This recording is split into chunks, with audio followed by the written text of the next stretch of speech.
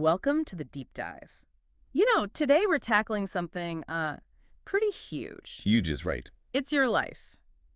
We're going deep with Clayton Christensen's book, How Will You Measure Your Life? Now, Yeah, I love this book. you probably recognize the name. For sure. Christensen, Harvard Business School. Disruptive innovation, that's his thing. Yeah. Get this. Yeah. He takes that incredible business brain Yeah. and applies it to us, Us regular folks? to our personal choices, Every day. our relationships, everything. It's so cool because he's not all like, do this, do that. He actually uses Right. these super powerful theories Yeah. to help us understand like how life might actually go and then make better decisions. That's what I love about it. It's like a life roadmap almost. One of the things that just totally stuck with me was the story he tells about early attempts at flying. Oh, yeah. People were so fixated on birds. Of course. Yeah. Like wings and feathers, that's got to be it. Right. They totally looked at what they could see. Yeah. The correlation, right. Birds, flight. They were missing the whole, Yeah. like the underlying mechanism that actually makes it work. Yeah. Aerodynamics. And that is just like Just copying Such a good point. what you see on the surface without understanding the why, man. It's like It's a recipe for disaster. total recipe for disaster. That is so true. It's like, I don't want to have to go through 3 marriages Right. to figure out how to be a good partner. These theories, They're like cheat codes. they really are. You get to learn from everyone else's screw-ups and not have to repeat them yourself. Yeah. It's good stuff. Speaking of theories, let's talk about motivation. Ah, the big motivator. What makes us tick? Is it all about the money? Right. Is that it? Is it the Benjamins? That's what we all want, right? Well, there is this theory, the incentive theory, Okay. which basically says, yeah, we're all just chasing the big bucks. Okay. Right? But Okay. Christensen, he pushes back on that. With this story about Diana, this scientist he was working with, Mm-hmm. and he noticed this thing. Yeah. Her whole demeanor, how she acted, totally changed. Yeah. Depending on if she had like a good day or a bad day at the lab. Oh, interesting. Good day at the lab, she's energized, excited to go home, right? Bad day, Yeah. she's just deflated. And it's like that negativity Yeah. just kind of oozes into her home life. That's so real. That's crazy, right? What is how much our work can impact our whole well-being? Yeah, and that's actually what led him Yeah. to this theory called Hertzberg's 2-factor theory, Okay. which says it's not just about the money, right? So it's not just about the money. It's not just about the money. Okay, so There are things like your salary, benefits, safe work environment, all that stuff. right, the basic. Those are important, like Yeah. hygiene factors. They prevent you from being like super dissatisfied, Yeah. but they don't actually make you Yeah. feel fulfilled. You know? Okay, so what does? Yeah, What does yeah. make us feel fulfilled then? It's like, actually feeling a sense of achievement, Mm. like, getting recognized for the work you do, Yeah. being able to make decisions that matter, feeling like you're actually responsible for something. Yeah. It's that sense of like you're valued and engaged. Yeah. That's where the magic is. I love that. And you know what? It's so valuable because if you're feeling stuck Totally. or you're unhappy in your job, Yeah. it might be that you're missing some of those Missing those motivators. crucial motivators. Totally. Yeah. And But that's why this framework's so cool, yeah. because it helps you like zero in Yeah. on what's missing. It really does. Yeah. And then you can start figuring out how to fix it. It's like a diagnostic tool for your career. It really is. You can figure out what's off and then you can start working on solutions. Totally. Okay, so speaking of careers, Yeah. how do we even find the right path? Oh, the age-old question. I know, right? Is it all about just planning it out meticulously? Not necessarily. Okay. So Christensen has this idea Yeah. of deliberate versus emergent strategy. Okay. So your deliberate strategy is like your plan, right? Right. The goals you're going for. Yeah. Your emergent strategy is like being open to all those unexpected opportunities Yeah. that pop up along the way. You got to be ready to dance with the unexpected a little You bit. got to be ready to dance. Exactly. It's a perfect example? Mm. Christensen's own career. Oh, really? Yeah, initially he wanted to be the editor of the Wall Street Journal, Wow. but then all this stuff happened Yeah. and he ended up becoming a professor. Yeah. Imagine if he had just like Laser focus on that. laser focus. It's like, nope, I'm only doing this. Right? He might have missed out on Something way better. this amazing path. Yeah, Yeah. Sometimes it's like life has a plan of its own. it really does. But then how do we make sure we're going in the right direction when everything's always changing? That's where resource allocation comes Sorry. in. Where are you spending your time, your Mm. energy, your talent? Mm-hmm. Because, those choices, they show your real strategy. Oh, that's good. even if you're not Even if you're not thinking about it. consciously thinking about it. Exactly. So it's not about what we say we want to do. Right. It's about where we're actually investing our resources. That's where the rubber meets the road. And that's where the real magic happens, right? Exactly. Mhm. So if you're thinking, okay, I need a career shift, you got to start paying attention to how you're spending those precious resources. Are they lining up Yeah. with your goals, That's huge. with what you actually value? You know what? That's like holding up a mirror It's a me. to our choices and being like, okay, what are you really saying about what's important to you? Exactly. Oh, that's a game changer. It is. Okay, so speaking of resource allocation, Okay. Christensen, he has this really interesting business case study about iridium satellite phones. Oh, yeah. That was a big one. Do you remember those? Vaguely. They were like I feel like I was too young for that. maybe. They were I've heard of them. going to be like the next big thing you could call Oh, right. Yeah. from anywhere on Earth. From like the top of Mount Everest. Right. Crazy. But ultimately it failed. It failed big time. Yeah. And one reason was because... Well, they didn't really nail those jobs to be done. Okay, hold on. Okay. Jobs to be done. I know, it sounds a little jargony. Yeah, break that down for me a little bit. Okay, so it's like you got to understand what your product or your service Yep. is actually fulfilling for your customer. Yeah. So Iridium was all like, everyone wants to call from anywhere, even Mount Everest. Right. But the phones were bulky, they were expensive, the coverage was spotty, Yeah. and honestly, most people just don't need to call from the top of a mountain that badly. You know, it's true. Yeah. It's so funny. So even if it's super innovative, if it doesn't solve a real problem, Yeah. it's going to flop. Yeah, and that actually You know what? applies to our personal lives too, right? It totally does, especially in relationships. Oh, okay. Tell me more about that. Okay, so Christensen, he tells this story Yeah. about his neighbor, Steve, Okay. who was just driven to build his own business, right? Yeah. Super successful, but he was Yeah. always working, always putting the business first. Yeah. You know, The classic story. classic story, right? Yeah. He's thinking, I'm doing this for my family. Right. I'm providing. I'm providing. Yeah. But his wife felt neglected. His kids felt distant. Yeah. The marriage fell apart. Ugh. That's tough. It's heartbreaking, right? It is. But it shows you got to take the long view Yeah. when it comes to It's relationships. a marathon, not a sprint. It's a marathon, exactly. Hmm. These are investments Yeah. that pay off over a lifetime. Yeah. But you can't just like hit rewind. You can't go back in time. Yeah. If you've been neglecting them, it's tough. So how can we apply that jobs to be done thing? So relationships. Yeah, to our relationships. What does that even look like? So you got to ask yourself, like, what does your spouse really need from you? Mm. What are the jobs they're hiring you to do? Oh, I like that. Right. What makes them feel loved and supported? Hmm. And with your kids, like, what experiences are really going to shape their values? Oh, wow. I've never thought about relationships like that before. It's a different way to look at it, right? It really is. It's not just about being there physically. Yeah. It's about really understanding Yeah. what they need from you On a deeper level, yeah. on a deeper level. Exactly. Yeah, and then being intentional about it. Absolutely. It's so easy to just be like, to just go through the motions. I'm here, isn't that enough? Exactly. But it's about understanding those needs and then actually fulfilling them. It's about showing up Yeah. in the way that they need you to show up. It really is. I love that. It's powerful stuff. It is powerful stuff. It is. This jobs to be done framework is really making me think differently. It's a good one. It's so simple, but it's so powerful. Sometimes the simplest things are the most powerful, right? It's true. It's true. It's really making me rethink things. Okay, so we talked about theory, what motivates us, finding a fulfilling career path, and then investing in our relationships.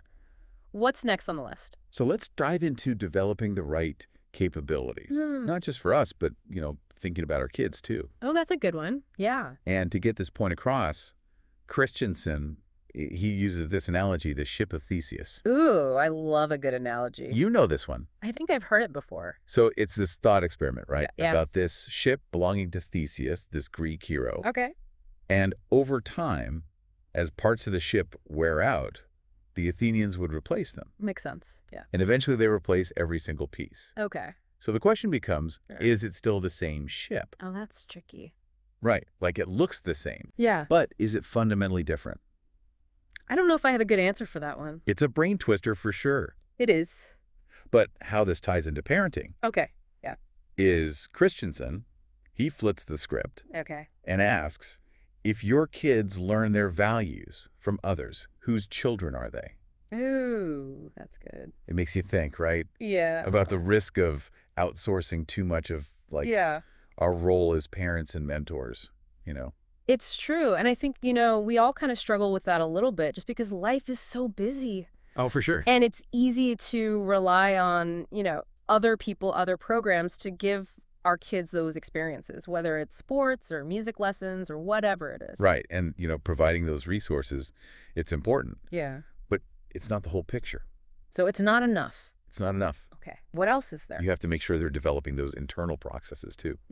Okay. Like learning how to learn resilience, how to solve problems, critical thinking skills. Right. These are the things that stick with them long after the soccer season's over. Right. Exactly. Right. Yeah. So it's focusing on the process more than the resource itself. 100%. Like giving your kid piano lessons is great. Yeah.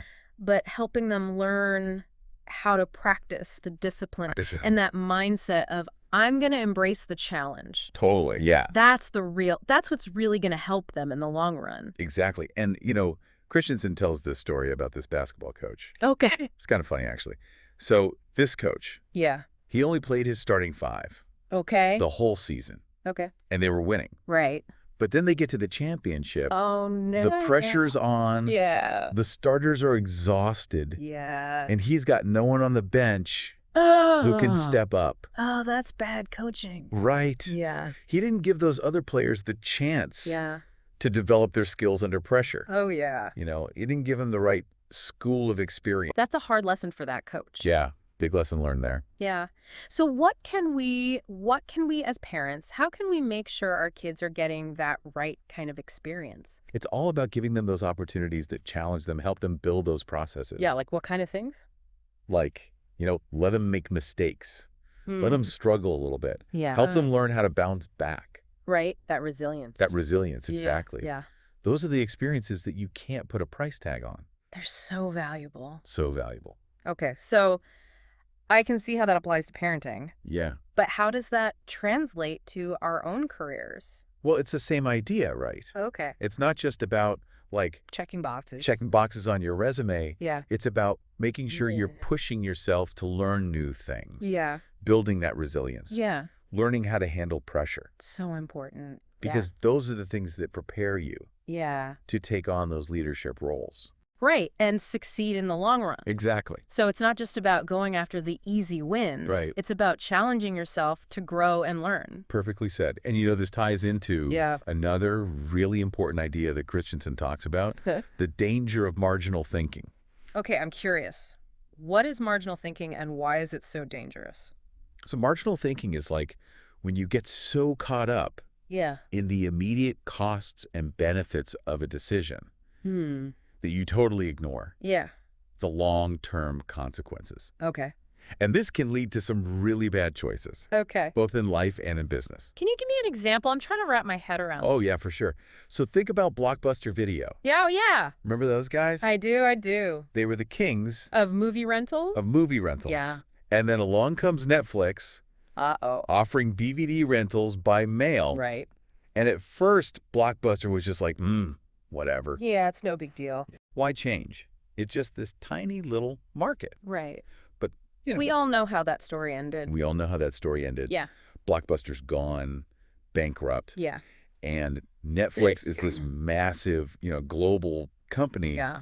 And it's all because Blockbuster was focused on Yeah.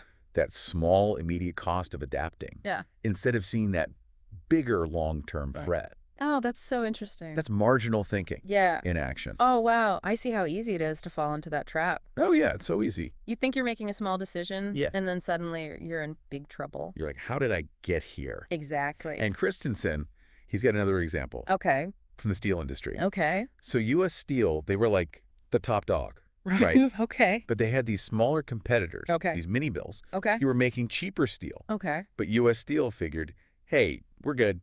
We're the top dog. We're fine. We got the high-end market. So they just kind of dismissed these mini mills. Because they were focused on a different segment of the market. Different segment, exactly. Okay. But guess what? The mini mills caught up. The mini mills, they kept getting better. Oh, no. And they started moving up market. No, what's...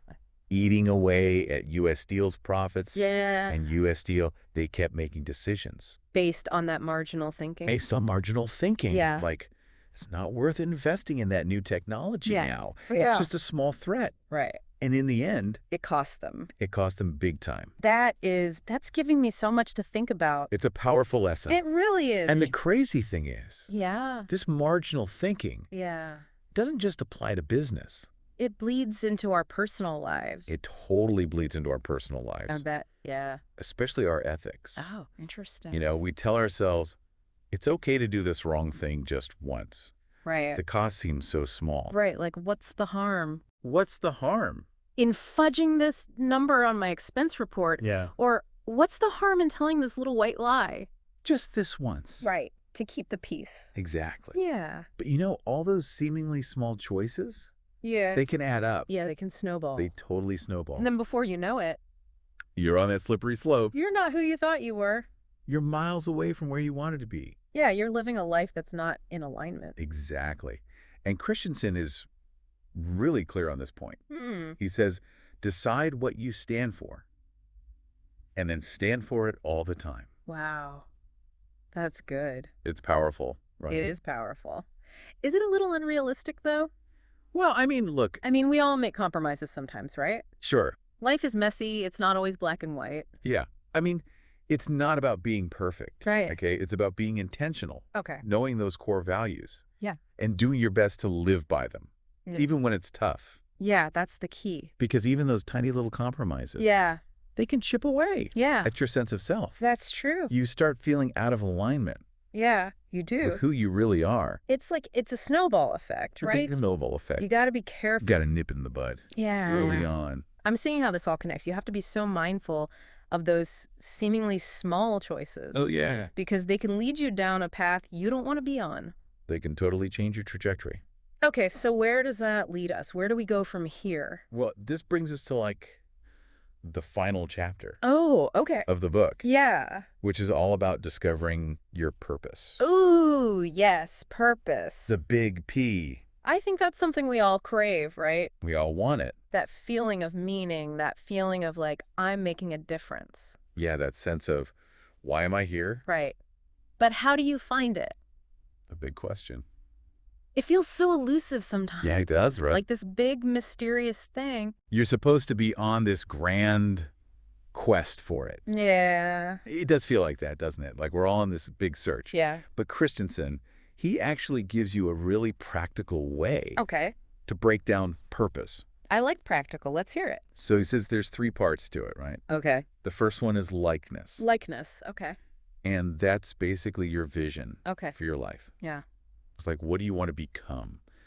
Like when all is said and done, how do you want to be remembered? Oh, that's good. It's like painting a picture of your ideal future self. Exactly. And then you've got commitment. Okay, so that's the doing part. That's where the rubber meets the road. Oh. That's where you take that vision. Yeah. And you start putting it into action. You got to walk the walk, right? You got to walk the walk. Yeah. It's about making those choices, right? Yeah. Sometimes tough choices. Yeah. That line up with that vision. So it's not enough to just dream about it. You got to actually go for it. Got to go for it. Even when it's hard. Even when it's hard. And then the last piece is the metric. The metric, okay. So that's how you measure your life. It's like, what are your criteria for success? How are you going to know if you've actually made it? That is a powerful question. It's a big one. Because it forces you to think beyond just, the money, the achievements. Right. And really think about, okay, what really matters at the end of the day? It's legacy. Exactly. Yeah. And, Christensen, he actually shares his own journey with figuring out his purpose. And it wasn't like a lighting bolt. This sudden aha moment. Right. It was this gradual process of reflection, introspection, making those choices that felt right. Yeah. He even talks about how his cancer diagnosis. Oh, wow. Really made him reassess his priorities, Yeah. When you're faced with something like that, it really makes you think about what's important. What really matters. Totally. Yeah. And he makes this point. Finding your purpose. Yeah. It's a lifelong journey. It's not just a one and done. It's not like you just figure it out and you're done. Yeah. It evolves. As you grow, as you learn. That makes sense. But the key is keep asking those big questions. Yeah. Keep refining your vision. For the life you want to live. Exactly. Oh, I love that. This has been such a great deep dive. That's a good one. I love how he takes these like powerful business ideas and makes them so relevant to all of us. To our everyday lives. Yeah, great. And you know what I appreciate? Is that he doesn't just talk about career success, right? Right. He talks about happiness, relationships, purpose. The whole picture. The whole enchilada. It's not just about climbing the corporate ladder. Nope. It's about living a good life. Yeah. A meaningful life. And I think what's so great is he gives us like actual frameworks. Tools to make better decisions. Exactly. You're not just guessing. You're not just winging it. You're not just like, well, so-and-so did this. Yeah. There's actual, proven principles you can apply. that you can actually apply, yeah. Oh, that's so good. I think, like, the biggest takeaway for me is just the importance of asking the right questions. Oh, 100%. Like, what are those jobs to be done? In your relationship. In my relationships. What capabilities do I need to be developed to hit those goals? To reach my goals. Am I falling into that trap? Marginal thinking. Yeah, marginal thinking. And I think the biggest one. The big one. How will I measure my life? Oh, that's the question, right? That's the question, yeah. If you can answer that, you're doing all right. You're on the right track. Yeah. And you know those questions. Yeah. They force you to think critically. Yeah. About every choice you're making. Yeah. And make sure it's actually lining up. With what you value. With what you value, exactly. Yeah. So it's a constant process, right? It is, yeah. Self-reflection, adjustment. We're never really done. Never done. Figuring it all out. It's a journey. It's a journey, not a destination. Exactly. And today's deep dive. Yeah. Hopefully gave you some good tools. Some good tools. To help you along the way. To help us navigate that journey. If you could look back on your life from your deathbed, what would you be most proud of? What would make you feel like, yeah, I lived a life of meaning and purpose? I hope this deep dive has given you a fresh perspective on how to answer that question for yourself. Thanks for joining us on the deep dive.